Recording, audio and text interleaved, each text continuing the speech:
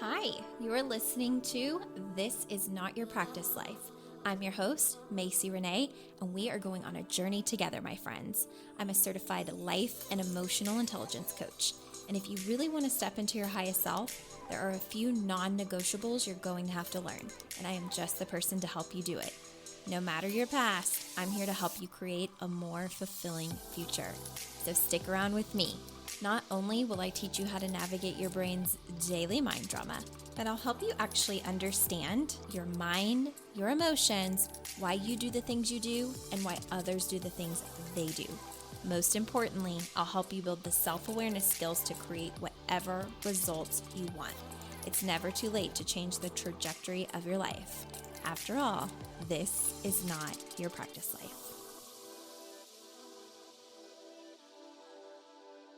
Hello, my friends. Welcome back to another episode of This Is Not Your Practice Life podcast. My name is Macy, and I am thrilled you're joining me today from wherever you're listening from. I just want to take a minute to say it feels like it's been a while since I have spoken to you guys. I have taken a little hiatus from the podcast, one, because life has been so hectic and so busy, and two, I just needed to rest my brain for a little bit. I've been podcasting since 2019. That is when this podcast started. I've been pretty darn consistent the last 5 years, I have to say, of having a podcast. It's very rare for me to miss a week. And usually if I do miss, I might miss a week or two, but typically it never goes further than that. I think it's probably been about 2 to 3 weeks since the last episode released, which just feels wild because it's not something that I do a lot. But I really did feel the need to just step back, give my brain some space, ask my audience, what is it that you're wanting to hear, kind of regather topics that I can come to you with and teach on the podcast. And podcasting is such a wild journey. Like, I didn't know how long I would do it or that I would be doing it 5 years later and almost 250 episodes in. But I'm still here. We're not going anywhere from what I can tell. I've just needed to space it out a little bit and give my brain some room because I'm also coaching a good amount of clients right now. So today is a requested topic that hit my inbox a couple weeks ago. I have someone in my audience that has listened to all, I think, of the podcast episodes. And she wanted some clarity around manuals. So I thought that I would call this episode Manuals 2.0. And her specific question was, I understand like the concept of manuals, but I don't even know really what my manuals are. Can you give some examples of manuals that people have? And I actually love this, and it works so well because for those of you who may not know, before we get into the nitty-gritty of this, in February 26th to be exact of 2025, I am hosting my very first public retreat, meaning that if you've been a longtime podcast listener or you're a recent podcast listener or you've done any of my freebies or you have been in my programs or a one-on-one client, you are absolutely welcome to go to my website and sign up/enroll to the 2025 Women's Coaching Retreat that's being hosted in St. George, Utah. I'm really excited about this. I've wanted for so long to be able to create a solo retreat.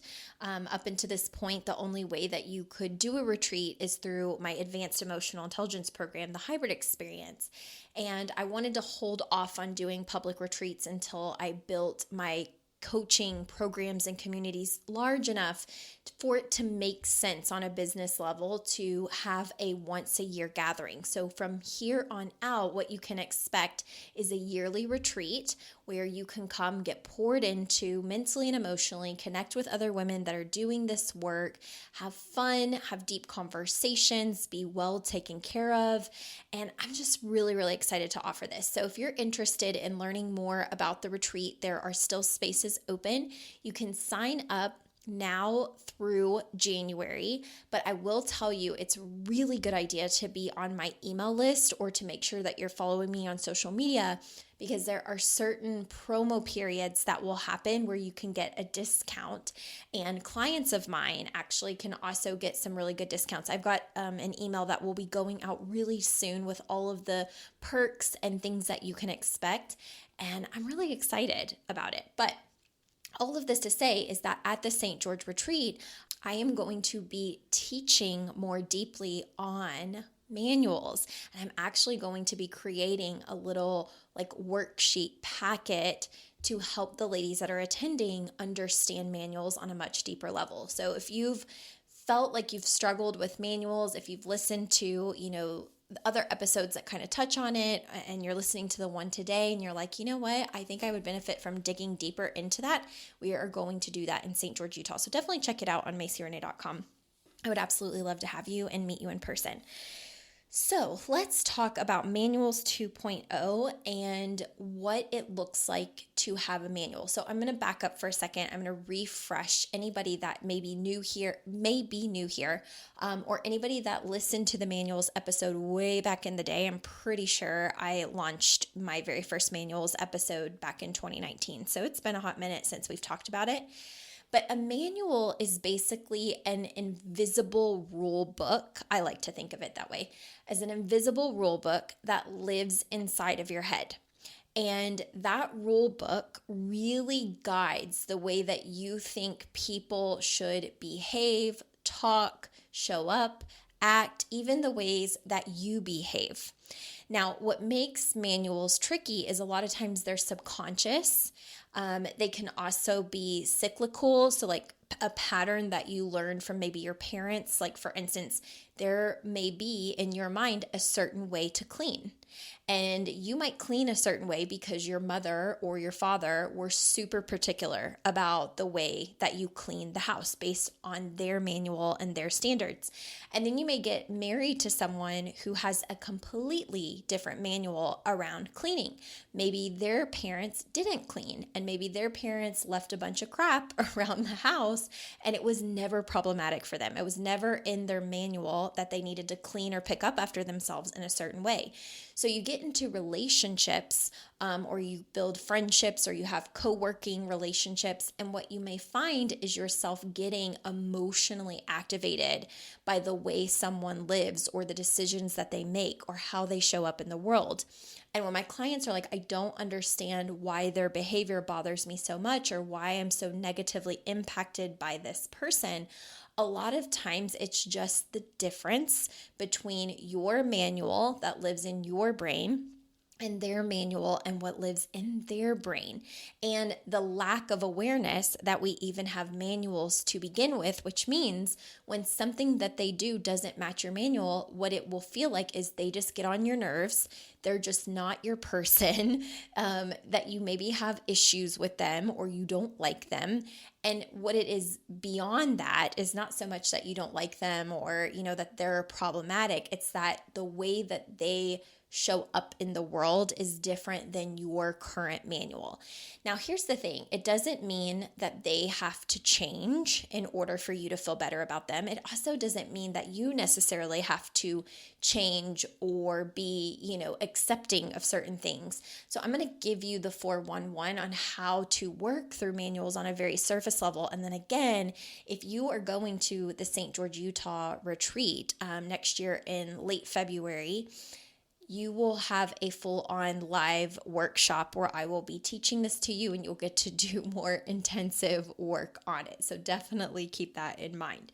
Okay, so here are some examples of manuals. Now, this is not an all-inclusive list. These are literally the things that came to my mind immediately just based on different client complaints over the years of what differs for them between, what is the difference between how they think and maybe their partner thinks, or their siblings or their parents or coworkers or friends, things like that. Okay, so you may have a manual, again, this invisible rule book that lives in your mind. You might have a manual on how chores and household tasks should be done, or when they should be done, or how you like them done, okay? You might have manuals on how someone communicates. It could be like, I like people to communicate very clearly and to tell me what they're doing and then to follow through with what they say they're going to do. I don't like wishy-washiness. I don't like when people change their mind a million times. I want someone to be pretty direct and clear and have a good idea of how to communicate emotionally intelligently.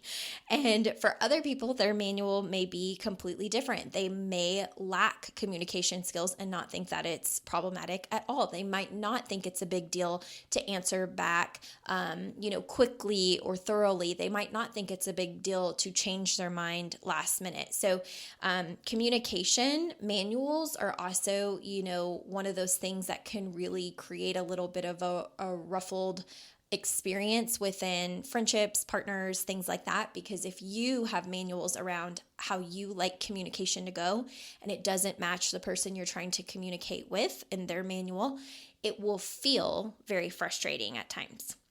Another example is what may be okay to discuss. Like you might have manuals around, it's okay to discuss politics in a group setting. It's okay to discuss religious beliefs and differences in a group setting. Other people might be like, absolutely not. In my manual, it's not appropriate to talk about those things. It's too high controversial. So people might have different rules about that. People may have different manuals around what's appropriate to post on social media and what's not, right? We see this play out all the time on social media. There's some people that are very bold, some people that are vulgar, some people that just say whatever is on their mind, some people that share all of their personal business and it doesn't feel like too much. And in their manual, that's okay. It's not problematic. If you look at the comment section and you see a lot of people that disagree or that are shocked or absolutely appalled, what you're actually seeing is that they have a completely different manual for maybe social media behavior or what's appropriate to share or how someone shows up. You can have different manuals on money beliefs, okay? So you might have a manual on how you should spend money, how you should save money, how you should budget money, what's appropriate to invest in, what's not appropriate to invest in. And you may come across people who have a completely different manual than you. So giving these examples, what it really is, your manual is a buildup of a lot of beliefs that you hold. And the thing about this is that some beliefs will really serve you well, others will not. So something that is so important for us to kind of work on in a self-awareness, emotional intelligence kind of way is to be open to seeing what our manuals are, seeing what another person's manuals are, and then really getting clear on loving our reasons behind our own manuals. Because here's the example too. I have had manuals, we all have manuals, but I've had manuals in my life, where it just feels like this is how things are and this is how it should be and it should never be any different. And then I will meet someone who challenges my very manual or who questions my manuals or, who basically challenges my belief systems. That's kind of what a manual is. A manual is like a belief system. And I just want to remind you that it's not problematic for people to challenge our belief systems because we can either choose to absolutely keep our belief system and not be offended or find it problematic at all, or we might find that there are other beliefs that serve us better. So an example of this could be maybe, you have a manual around how you spend your money or save your money, and then you meet someone that has a different manual and you find their manual is actually creating results in their life that you would really like to have. So in order for you to create similar results or to even be open to the possibility of creating similar results as they're getting, you might have to shift your manual a little bit, okay? So sometimes we have this tight death grip on our manuals and we really fight to be right because we feel like our manual is the way. It feels like ours is the best way. This is the way it's been. This is the way my parents taught me, or this is the way I've always done it. This has been my manual for 20, 30, 40, 50 years. And it's not a bad thing to be challenged sometimes in our manuals, because it either helps you get really clear on why you love it and want to keep it, or how another manual, if you adopted it, might be better for your life and the results you want. Okay, let's continue with some examples. So another example of manuals that you might have is how you raise your children.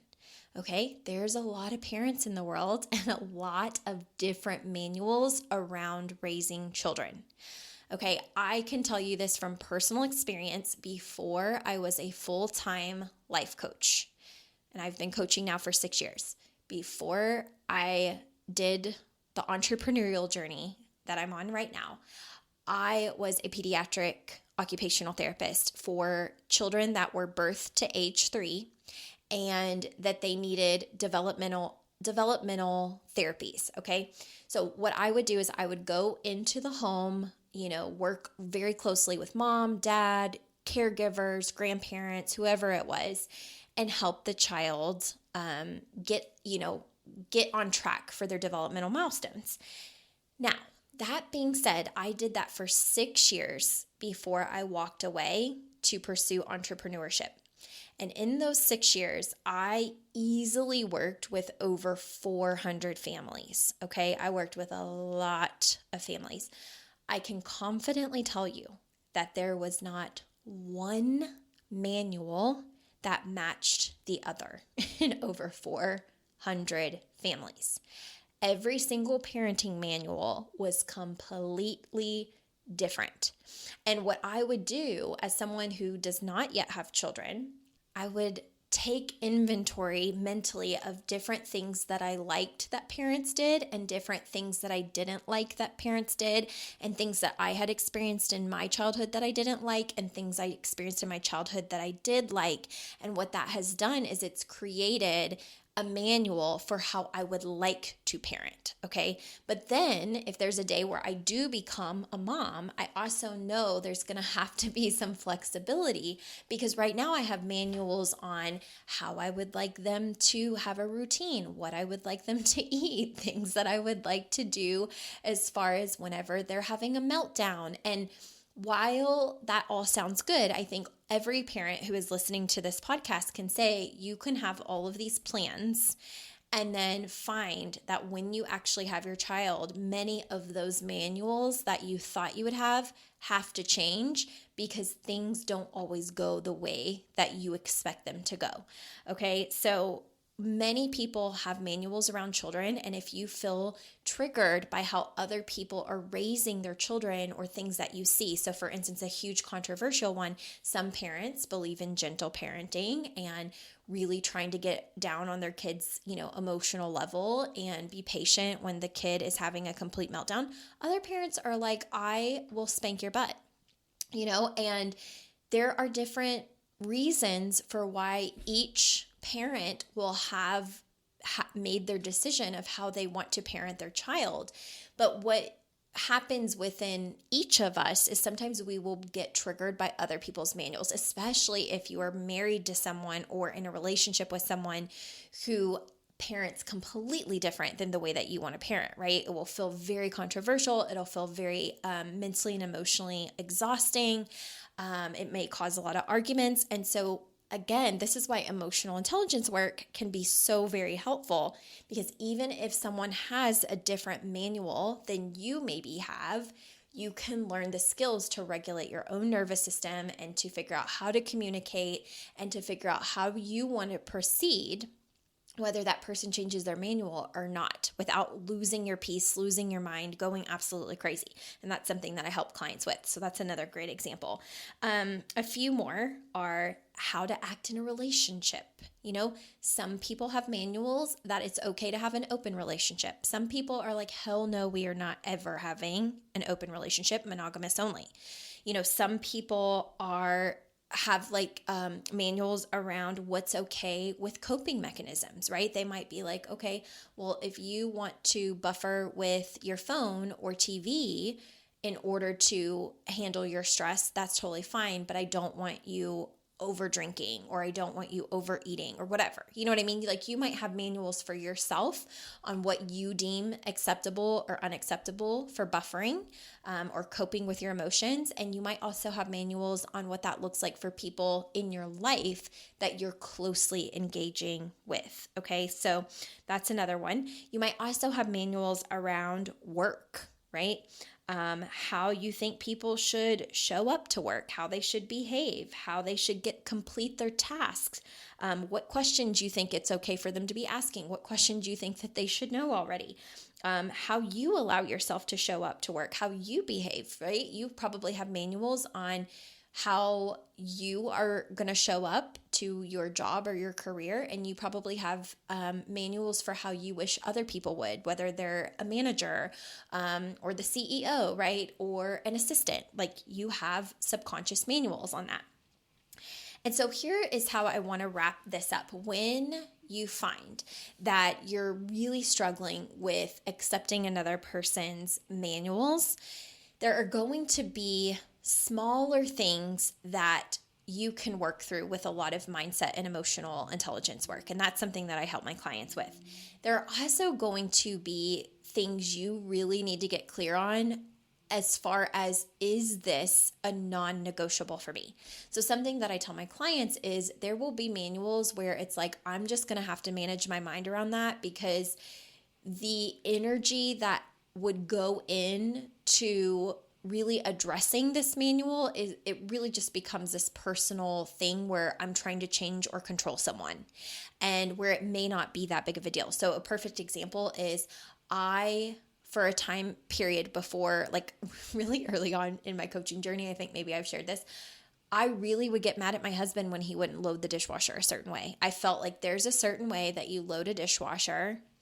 It's like, for me, there's a certain place you put the dishes up, and it was always kind of baffling to me that we could live together for 3-4 years and somehow the spatula would not end up in the drawer it's supposed to be in. It would be like, how do you not know where all of this stuff is? You know what I mean? And I would get really upset. And this happens with clients, right? And like, even my husband has pet peeves of things that I do that are in his manual. One of the things are like, if you open the blinds, like, close them, especially if it's on my side of the bedroom. Like, I like my side of the bedroom with the blinds closed, but I like them open, right? We have such silly manuals.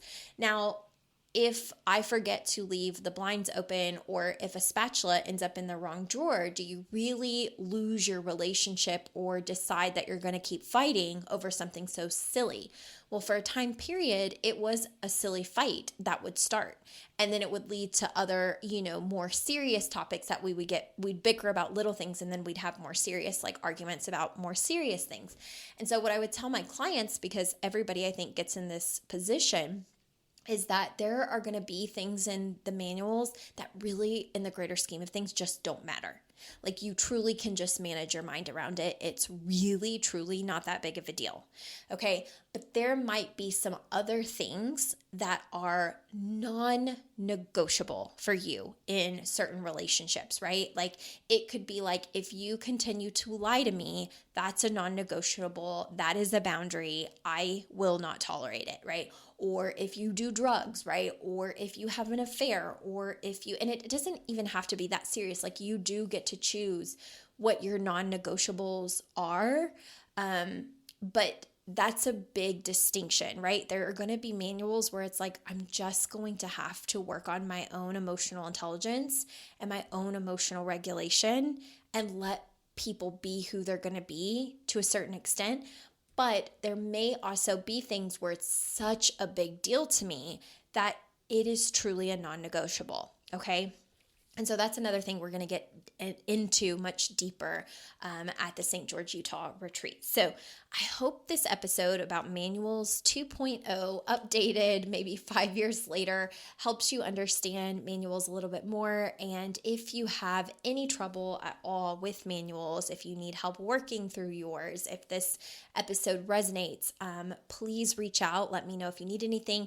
You can also schedule a 60-minute consult anytime you'd like on MacyRenee.com if you feel like you're maybe ready to take that next step and go from listening to the podcast into experiencing your own coaching, which is so much more powerful because everything gets catered to you.